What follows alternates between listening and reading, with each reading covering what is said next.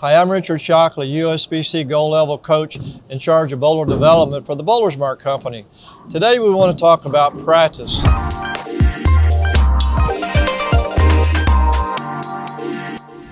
You know, this is a very important thing that we have to do to improve many ways that you want to go out and practice. You know, it's something that, Dan, my students really focus on practicing different techniques, what they want to do, or if they practice from lesson to lesson between lessons. So, you know, over the years, a lot of my students go through the plan of using a worksheet to mark off what their practices are. I know that you're a coach that has a high school bowling team with your girls. Do you have a similar plan that you have for your team practice? You know what we do, Coach, and when we do our team practice, we're kind of limited on time a little bit. So after my girls, everybody's getting loose. I want them to be loose first so they can make sure that then they're ready to bowl, they can execute a shot. So once they're loose, we go right into spare shooting. And that's part of their practice, is that they need to do a minimum, again, because we're limited on time, half a game throwing at 4-7s, and they throw half a game at 6-10s. Right. And that's part of that, to make sure, because spares are so important in our game, that we spend more time on spare shooting than we do actually trying to throw strikes. Well, you know how important spare shooting is, and a lot of times bowlers will come out without a plan and they want to keep score. They want to play one part of the lane and see what their number looks like. A lot of students that I have, we want to go out and play different parts of the lane and of course use different bowling balls to attack the patterns.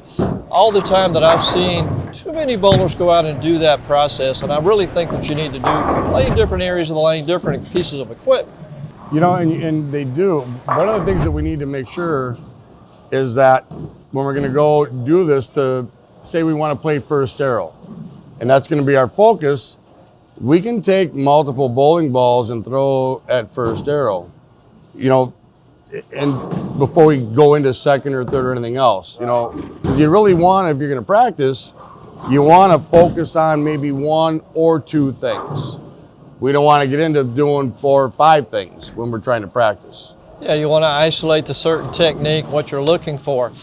It is important to just go out and practice with a purpose. Have a plan that you want to go out there and see. Just like in any other sports, golfers go out and practice a lot on their driving range. Every sport has to put that practice plan in place. But I really want to focus on practicing really at the right pace, the right part of the lane. I've always said that if you don't practice, how are you going to get better? How much time do you put in to get your game to another level? Correct. And you do. And you know, the amount of time you put in, it's like anything else. You get out of it what you put into it. And we want to make sure, like you said before, you're going to practice with a purpose, because it is so important to make sure that you have that repeatability on your spare shots or on your strike shots or playing different parts of the lane with different equipment. But if we can repeat it, we're gonna have a lot better success. Right, you know, a lot of the professional bowlers over the years when I was with Keckle, we would talk to the pros about how do they practice.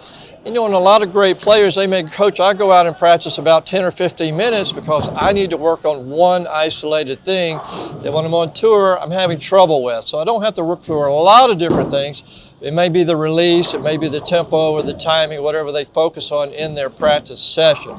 You get out of it what you put into it, you're right. And that's where we go back to only working on one, maybe 2 things when you are practicing. Right.